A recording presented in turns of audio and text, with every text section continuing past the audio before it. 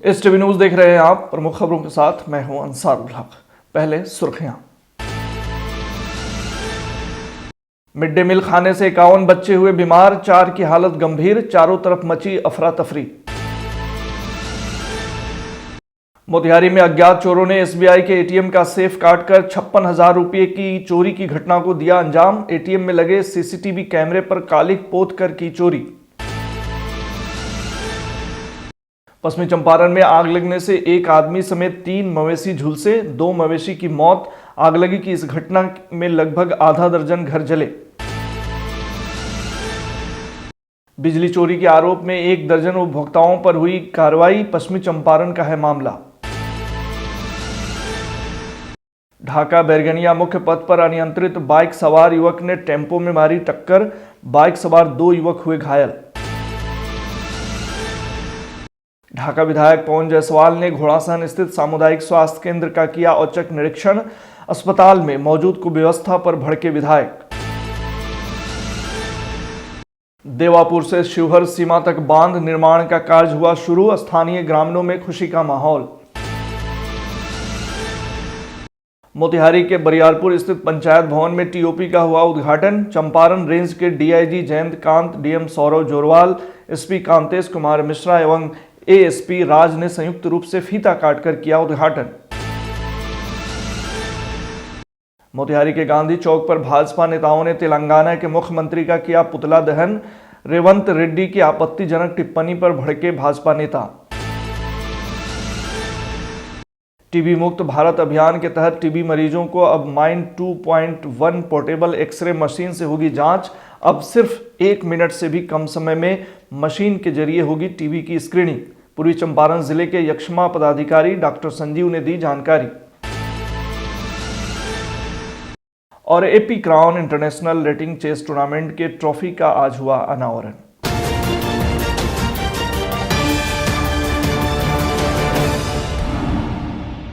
पश्चिमी चंपारण से आज एक बड़ी खबर है, जहां मिड डे मील खाने से 51 बच्चों के बीमार होने की सूचना है।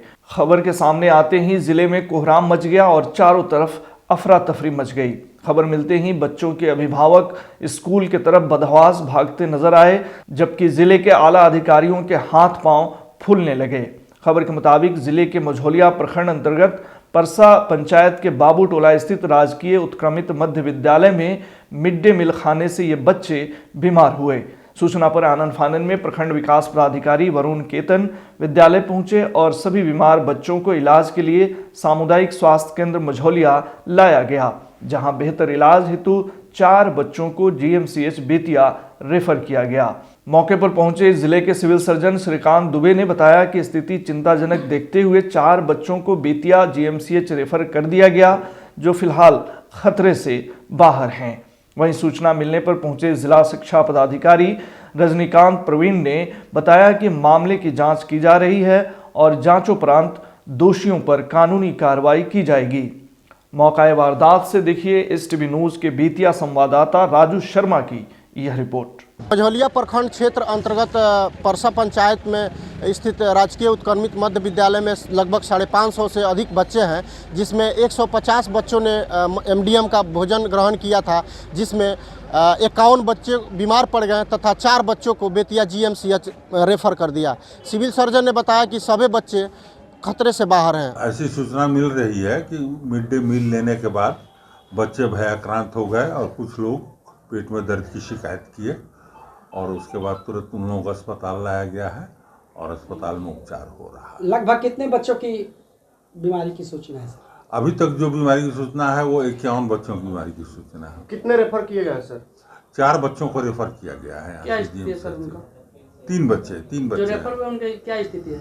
ठीक है, अभी जीएमसी से मैं बात किया था, सारे बच्चों का इलाज हो रहा है, बच्चे के डॉक्टर वहाँ देख रहे हैं और बच्चे ठीक हैं। वहाँ जानकारी मिली कि क्रमित मध्य विद्यालय परसा बाबू टोला के कुछ बच्चे खाना खाने के बाद मिड डे मील खाने के बाद बीमार पड़ गए। मैं तुरंत आया, अभी सिविल सर्जन साहब भी आए, मैं बच्चों को देखा। अभी 51 बच्चे यहाँ रजिस्टर्ड हैं।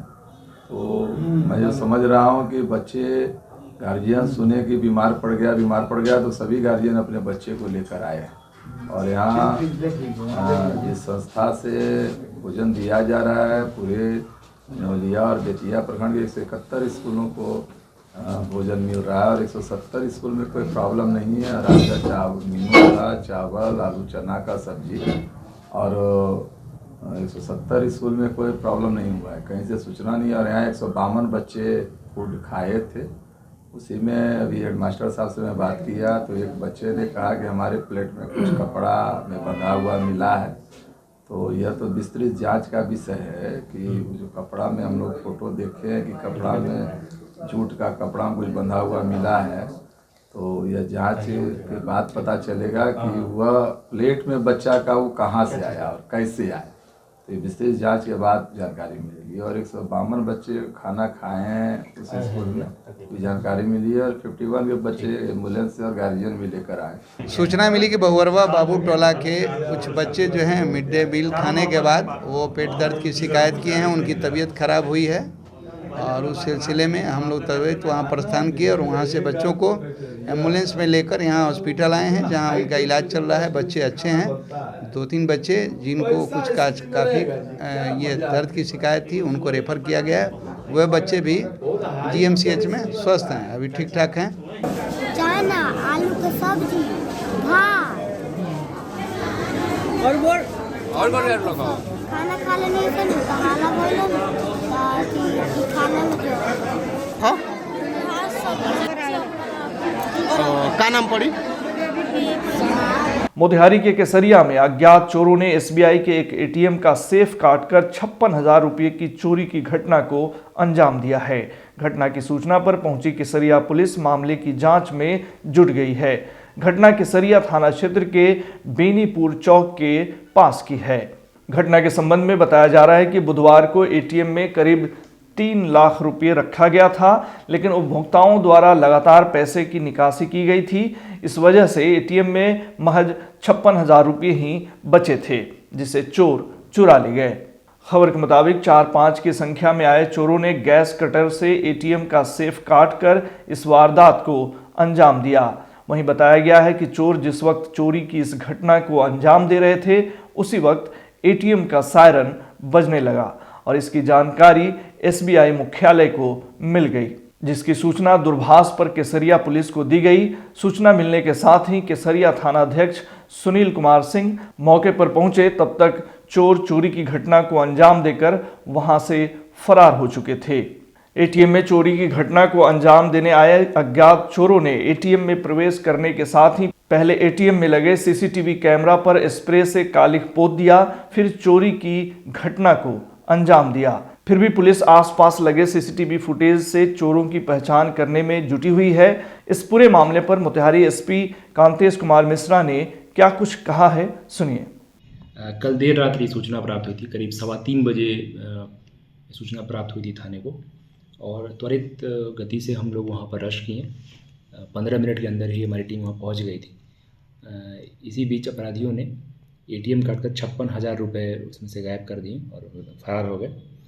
हम लोग पास कुछ सूचना मिली है, हम उसका सत्यापन कर रहे हैं। ये घटना केसरिया थाना अंतर्गत खिजीरपुर बेनीपुर गांव स्थित SBI के ATM से हुई है। हम लोग आसपास के क्षेत्रों में हम लोग अलर्ट किए हुए हैं। पूर्व में कहीं अटेम्प्ट हुआ था वहाँ जहाँ सफलता नहीं प्राप्त हुई थी, तो हम लोग इसमें प्रयास कर रहे हैं अपराधियों की पहचान करके उनकी गिरफ्तारी सुनिश्चित की जाएगी। सर, कितने की संख्या में चोर थे? कुछ CCTV फुटेज वगैरह सामने आया है? हम लोग फुटेज में कुछ मिला है, लेकिन अभी वो हम डिटेल शेयर नहीं कर सकते हैं आपके साथ। हम लोग प्रयास कर रहे हैं जल्दी ही गिरफ्तारी करने की। पश्चिमी चंपारण में आग लगने से एक आदमी के झुलसने की खबर है। वहीं 2 मवेशियों की इस आगलगी की घटना में मौत हो गई। मिली जानकारी के अनुसार नरकटियागंज अंचल क्षेत्र के हरसरी गांव में शुक्रवार की अहले सुबह आग लगने से लाखों की क्षति हुई है। आग की लपटों को देखकर आसपास के लोगों में अफरा तफरी मच गई। स्थानीय लोगों की कड़ी मशक्कत के बाद आग पर काबू पाया गया, लेकिन आगलगी की इस घटना में 3 मवेशी झुलस गए, जिसमें 2 की मौत हो गई। वहीं आग बुझाने के क्रम में छोटेलाल पासवान नामक युवक बुरी तरह से झुलस गया, जिसका उपचार अनुमंडलीय अस्पताल में कराया जा रहा है। पीड़ित मंटू पासवान ने बताया कि सभी लोग घर में सोए हुए थे, तभी आसपास के लोगों ने शोर मचाया तो घर से वे बाहर निकले और आग बुझाया। तब तक सब कुछ जलकर खाक हो गया। वहीं स्थानीय मुखिया अजित उर्फ बाला दुबे ने बताया कि शुक्रवार की अहले सुबह नागेंद्र पासवान, छोटेलाल पासवान, पुनदेव पासवान, विजय पासवान एवं मंटू पासवान के फूसनुमा घर में आग लगने से लाखों की क्षति हुई है। हालांकि ग्रामीणों एवं अग्निशमन के सहयोग से आग पर काबू पा लिया गया। घटना की जानकारी अंचल प्रशासन समेत सभी अधिकारियों को दे दी गई है। पीड़ित परिवार को हर संभव मदद दिलाने का प्रयास किया जा रहा है। इधर सीओ राहुल कुमार ने बताया कि घटना की सूचना पर कर्मचारी को भेजा गया है। पीड़ित परिवार को सरकार की तरफ से जो भी लाभ है उसे देने की कार्रवाई की जा रही है। जब आग पूरा पकड़ लिया तो पड़ोस वाला लोग हल्ला किया, तब हम लोग जाकर आए तो देख रहे हैं घर जल रहा है। तो आग का तो कोई इसमें धुआं हुआ हम लोग करते नहीं हैं। अब आग देख रहे हैं तो बगल में राख उख रखा हुआ है, खाद उसी के कारण लगा होगा, दूसरा कोई तो उपाय है नहीं। इसमें बिजली भी नहीं जलता है। क्या क्या नुकसान हुआ है? इसमें 2 भैंस जल गई है और अन्न हम लोग रखे थे, धान गेहूँ, चौकी वौकी, लकड़ी सब लोग अपन अलग अलग मड़ई था सब किसी का। लगभग कितने का नुकसान है? लगभग 2-3 लाख का नुकसान है। पश्चिमी चंपारण में विद्युत विभाग ने शहर के अलग अलग वार्डों में विद्युत चोरी के आरोप में 12 लोगों के विरुद्ध शिकारपुर थाने में प्राथमिकी दर्ज कराई है। इस संदर्भ में विद्युत विभाग के जेई गौतम कुमार ने शिकारपुर थाने में एक आवेदन सौंपा है, जिसमें नगर के करीब 1 दर्जन लोगों के खिलाफ बिजली चोरी का मामला दर्ज कराया है।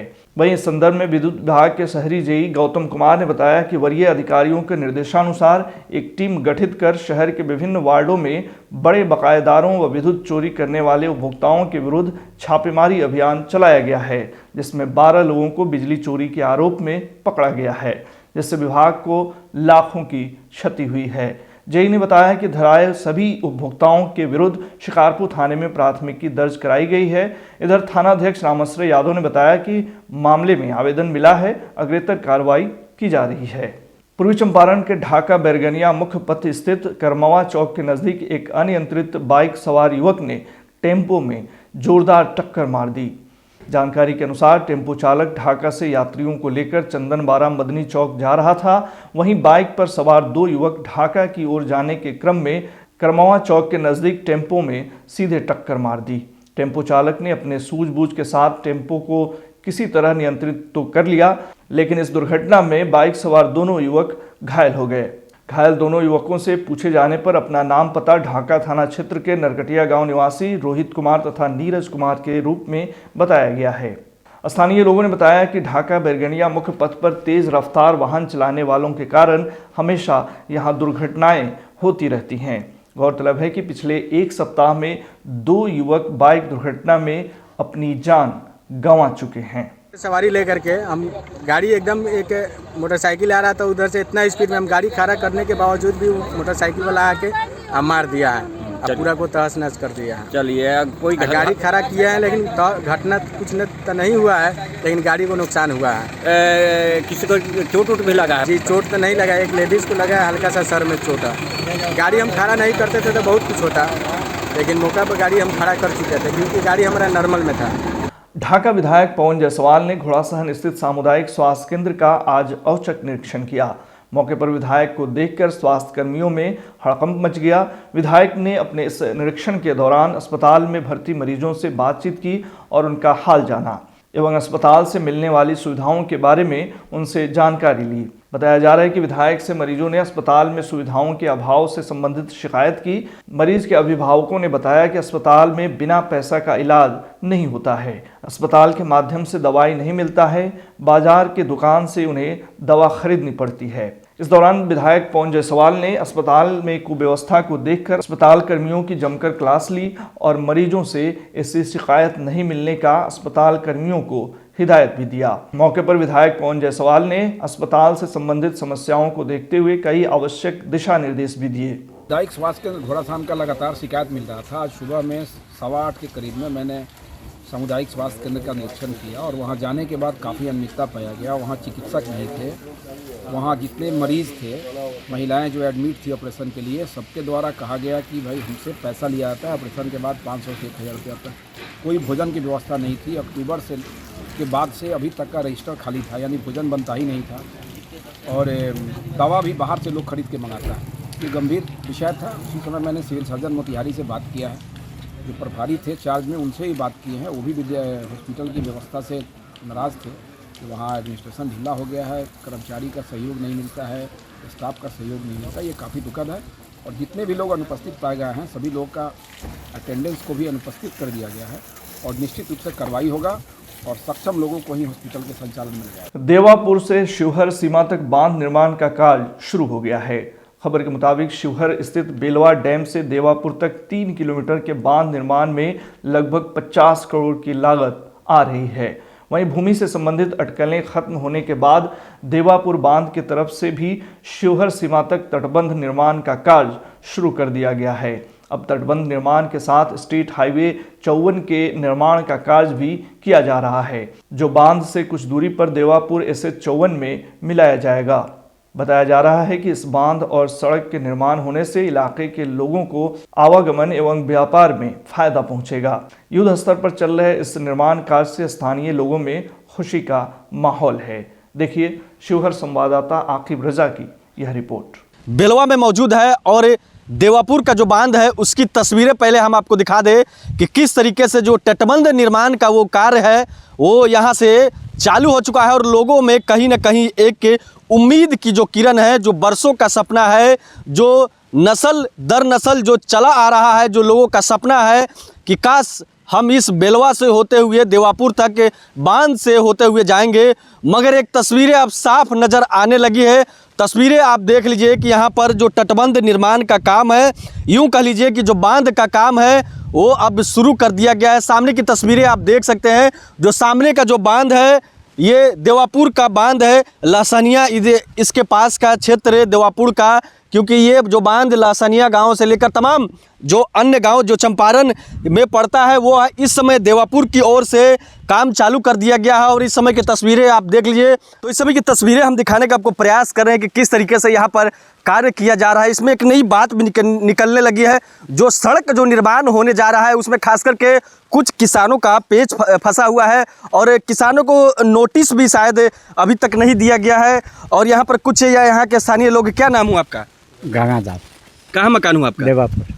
क्या एक सड़क, इस बांध के अलावा एक सड़क निर्माण होने जा रहा है? हाँ। क्या आप लोग का भूमि इस बीच में पड़ता उड़ता है? हाँ, पड़ रहा है। क्या आप लोग को कोई नोटिस दिया गया है?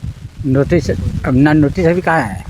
तो फिर नोटिस नहीं मिला तो फिर बात सामने आ रही है कि एक सड़क निर्माण भी बनने जा रहा है। तो फिर जब जमीन वाले को नोटिस नहीं दिया जाएगा तो फिर उसका जमीन लिया जाएगा कैसे? वो तो तब सरकार में जानेगा जो कैसे होगा। आप लोग इस पर क्या कहना चाह रहे हैं? इस पर पार्टी लोग का पैसा परमिट का ये दूसर का कार्य। यहाँ के स्थानीय ग्रामीण भी है। क्या मामला है? यहाँ का एक सड़क निर्माण भी होने जा रहा है। सड़क निर्माण में अभी नोटिस किसी को नहीं हुआ है। जमीन उधर बिहार सरकार उसमें मिट्टीकरण काम शुरू है और नोटिस मिलना चाहिए लोगों का, उसके बाद मुआवजा मिलना चाहिए जो होना चाहिए उचित। नोटिस मिलना चाहिए। नोटिस मिलना। ये जो बांध बन रहा है इसका क्या है? इसका कुछ लोग का पेमेंट हो गया, एका दुका बाकी है, वो लोग का भी हो जाएगा, प्रोसेस में लगा। मतलब इसका कार्य चालू है? इसका कार्य प्रगति पे। इसका कार्य, वो जो सड़क जो निर्माण होने जा रहा है उसमें कुछ किसानों का पेच फंसा हुआ है जो नोटिस नहीं दिया गया। जो बिहार सरकार में मिट्टीकरण का काम अभी हो रहा है और निजी वाले में अभी रोका हुआ है काम किसान लोग। चलिए ठीक है, तो आप सुन सकते हैं कि लोगों ने क्या कहा है। जो सड़क जो निर्माण होना है उसमें कुछ किसानों को नोटिस नहीं दिया गया है। और यहाँ पर तस्वीरें देख लीजिए कि दूसरी तस्वीरें जो एक तटबंध की जो तस्वीरें है, जो बांध बंधना है उसकी तस्वीरें अब साफ नज़र आने लगी है। यहाँ पर देवापुर की तरफ से वो जो कार्य है वो चालू कर दिया गया है। ये देवापुर का बांध है, आप देख लीजिए। ये बांध की जो तस्वीरें हैं जो हम आपको दिखा पा रहे हैं, बांध का काम चालू कर दिया गया है, मिट्टी भराई चालू कर दिया गया है, यहाँ से जंगल की सफाई की जा रही है और कहीं ना कहीं एक लोगों में किरण, जो उम्मीद जो कही जाए, उम्मीद की जो किरण होती है वो लोगों में अब दिखने लगी है। क्या नाम हुआ आपका? विक्रम झा। क्या बात है? कोई बात है? कोई बात नहीं है, अच्छा है, बना रहा है, बांध बढ़िया है, अपने का हम लोग सहयोग कर रहे हैं, बना जाए उतना बढ़िया विकास हो गांव के भी। अब तो दो जा रहा है निर्माण होने, एक बांध भी निर्माण हो रहा है, सड़क भी निर्माण हो रहा है, दोनों भी निर्माण हो रहा है। इस निर्माण होने से आप लोग को बहुत फायदा है, बहुत राहत मिलेगा इससे। सीतामढ़ी जाने आने के रात बेरात रह जाते थे तो जाने में सुविधा मिलेगा, बहुत फायदा ऐसे है अपने को। मोतिहारी में अपराध पर नियंत्रण को लेकर एसपी कांतेश कुमार मिश्रा के प्रयास लगातार जारी हैं। इस कड़ी में वैसे एरिया जो थाना से काफ़ी दूर हैं उन जगहों को चिन्हित कर वहां टीओपी खोला जा रहा है। इस कड़ी में आज छतौनी थाना क्षेत्र के बड़ा बरियारपुर स्थित पंचायत भवन में टीओपी का उद्घाटन चंपारण रेंज के DIG Jayant Kant, DM Saurabh Jorwal, SP Kantesh Kumar Mishra, ASP Raj ने संयुक्त रूप से फीता काट कर किया। इस दौरान संबोधन में डीआईजी ने कहा कि टीओपी के खुल जाने से यहाँ के लोगों को काफ़ी फायदा होगा। उन्होंने कहा कि अब 3 वार्डों 43, 44 और 45 के लोगों के सुरक्षा का जिम्मा इस टीओपी के हवाले रहेगा। यहाँ 1 अधिकारी और 4 कर्मी तैनात रहेंगे। वहीं एसपी कांतेश कुमार मिश्रा ने कहा कि सूचना मिल रही थी कि इस एरिया में असामाजिक तत्वों के लोगों का जमावड़ा होता रहता है, इसी को ध्यान में रखकर यह कदम उठाया गया है। उन्होंने कहा कि स्थानीय लोगों से भी यह अपेक्षा रखते हैं कि वे पुलिस को सहयोग करेंगे। आपको बता दें कि इस अवसर पर पहुंचे डीआईजी को गार्ड ऑफ ऑनर दिया गया। वहीं मौके पर बरियारपुर वार्ड के वार्ड पार्षद सुजाता देवी के पुत्र प्रकाश कुमार सिंह ने आए हुए अतिथियों का अंग वस्त्र और बुके देकर स्वागत किया। आज छतौनी थाना क्षेत्र में डीएम मोतिहारी और एसपी मोतिहारी के सहयोग से एक टीओपी का उद्घाटन हुआ है, जो कि इस क्षेत्र के 3 वार्डों पे नज़र रखेगी और यहाँ के जो भी गतिविधियाँ हैं, जिस तरीके का पुलिस का सहयोग हो सकता है वो यहाँ पर किया जाएगा। और हम लोग को उम्मीद है कि जो प्रशासन के साथ में आम जनता का सहयोग है, आम जनता को जो पुलिस की और प्रशासन की मदद है वो यहाँ से मुहैया कराई जा सकेगी। इस अवसर पर हम विशेष तौर पे डीएम मोतिहारी को धन्यवाद करते हैं कि उन्होंने इस बिल्डिंग को पुलिस के लिए देने के लिए, और एसपी मोतिहारी ने जिस मेहनत से और यहाँ के एसपी ने जिस मेहनत से इस टीओपी क्रियान्वित किया है, उसके लिए वो सभी धन्यवाद के पात्र हैं। मोतिहारी के गांधी चौक पर आज भाजपा के द्वारा तेलंगाना के मुख्यमंत्री रेवंत रेड्डी का पुतला दहन किया गया। तेलंगाना मुख्यमंत्री द्वारा दिए गए एक आपत्तिजनक टिप्पणी के विरुद्ध यह पुतला दहन किया गया। मौके पर मौजूद पिपरा विधायक श्याम बाबू यादव ने कहा कि तेलंगाना के मुख्यमंत्री द्वारा कुर्मी एवं लौकुश समाज पर की गई टिप्पणी अब अशोभनीय है। जनता उन्हें माफ़ नहीं करेगी। नैतिकता के आधार पर उन्हें इस्तीफा दे देना चाहिए। आगे उन्होंने क्या कुछ कहा, सुनिए। कुर्मी समाज पर अभद्र टिप्पणी किए हैं, लौकुश समाज पर अभद्र टिप्पणी किए हैं। मैं कहना चाहूँगा कि यह जो है देश की जनता बर्दाश्त नहीं करेगी और जो है उनको नैतिकता के आधार पर इस्तीफा दे देना चाहिए।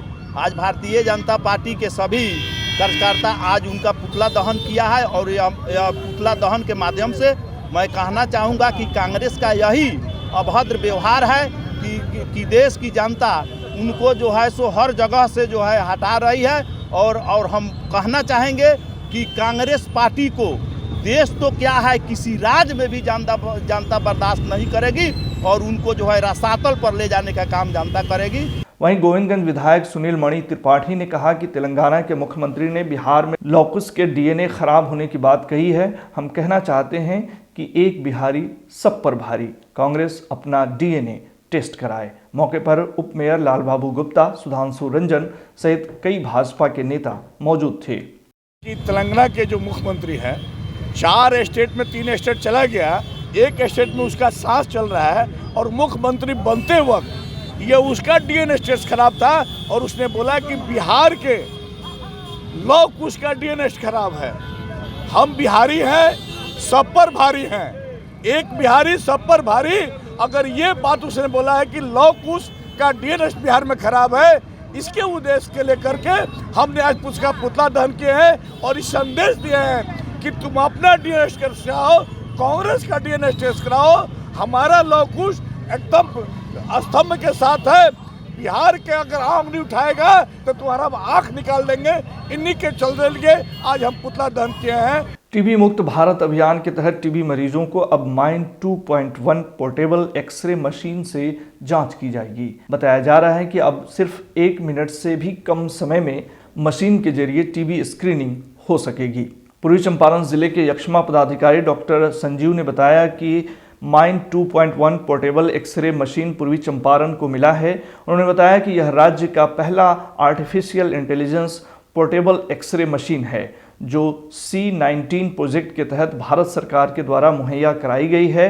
इससे ज़िले के ग्रामीण कस्बे के लोगों को जो किसी कारणवश ज़्यादा दूर अस्पताल जाकर इलाज नहीं करा सकते हैं, उन लोगों को घर के आसपास ही सामुदायिक क्षेत्रों में ही मेडिकल कैंप लगाकर आशा स्वास्थ्य कर्मियों व जनप्रतिनिधियों के सहयोग से निःशुल्क टीबी की जांच कराई जाएगी। उन्होंने बताया कि इस मशीन का लाभ जिले के सभी लोगों को मिलेगा।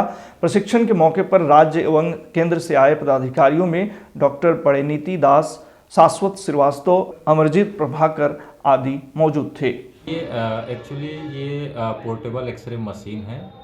इसको AI मशीन भी कहते हैं, आर्टिफिशियल इंटेलिजेंट। ये विलेज में पोर्टेबल है तो ये आसानी से गांव में चले जाएगी। जो लोग शहर में नहीं आ पाते हैं एक्सरे कराने के लिए जो है गवर्नमेंट फैसिलिटी में, तो ये कैंप लगा के गांव-गांव में और सबका एक हेल्थ चेकअप होगा।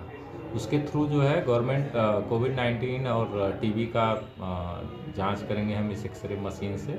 और AI है तो इसमें कोई जो है कि जो रिपोर्ट्स वगैरह है ना, वो इमीडिएट जनरेट हो जाएगी एक मिनट के अंदर में।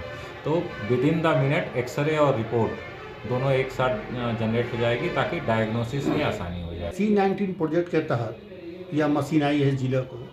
यह जिले का सौभाग्य है कि बिहार का यह पहला जिला है जिसको यह मशीन प्राप्त हुआ है। और गरीब मरीज जो सुदूर देहात में रहते हैं उनको मोतिहारी आना या किसी PHC में जाना, स्वास्थ्य केंद्र में जाना, उनके लिए जाड़े के दिन में या किसी सीजन में कष्टदायक है। तो हमारी टीम इस मशीन के साथ उनके घर पहुंचेगी, उनके गांव पहुंचेगी और हम लोग कैंप लगाएंगे और रिपोर्टिंग इसका विद इन ए मिनट इसका रिपोर्टिंग होगा। और रिपोर्टिंग का जो सिस्टम हमारा होगा सो वर्ल्ड क्लास का होगा, आर्टिफिशियल इंटेलिजेंस के द्वारा होगा। और इस मशीन के ये कि 18 साल से ऊपर के लोग मरीजों का ही इसमें एक्सरे होगा। और इस मशीन से जो प्रधानमंत्री टीबी मुक्त भारत अभियान है, जो प्रधानमंत्री जी ठाना है कि हमको 2025 तक टीबी मुक्त भारत बनाना है, इसमें यह मशीन काफ़ी अहमियत रखता है। पूर्वी चंपारण जिला शतरंज संघ द्वारा स्थानीय खेल भवन में आयोजित एपी क्राउन इंटरनेशनल रेटिंग शतरंज प्रतियोगिता के ट्रॉफी का अनावरण आज doctor CL Jha, doctor Sanjeev Kumar, doctor S प्रसाद आदि ने संयुक्त रूप से किया। मौके पर डॉक्टर CL झा और संजीव रंजन ने संयुक्त रूप से आयोजकों की सराहना करते हुए कहा कि इस तरह का आयोजन अपने शहर में होना गर्व की बात है। इसे आयोजन से अपने शहर के बच्चों का मानसिक एवं बौद्धिक विकास बेहतर होता है। वहीं डॉक्टर S प्रसाद ने कहा कि अपने शहर में विभिन्न जगहों के बच्चों को अपने यहाँ के खेल भवन में खेलते हुए देखना अच्छा लग रहा है। चीफ ऑर्बिटर ने आज के मैच का रिजल्ट प्रकाशित करते हुए बताया कि सभी वरीय खिलाड़ियों ने अपने अपने मैच जीत लिए एवं टॉप बोर्ड पर चल रहे सुमन कुमार सिंह को पीयूष कुमार मिश्रा के साथ तीसरे चक्र में ड्रॉ खेलना पड़ा। आज के बुलेटिन में फिलहाल इतना ही। तमाम खबरों और डिबेट्स के लिए जुड़े रहिए STV न्यूज़ के साथ। और STV न्यूज़ पर प्रसारित होने वाली खबरें, प्रोग्राम्स यदि आप अपने मोबाइल फ़ोन पर भी देखना चाहते हैं तो STV न्यूज़ के ऑफिशियल यूट्यूब चैनल को ज़रूर सब्सक्राइब करें। आप हमें फेसबुक पर भी फॉलो कर सकते हैं।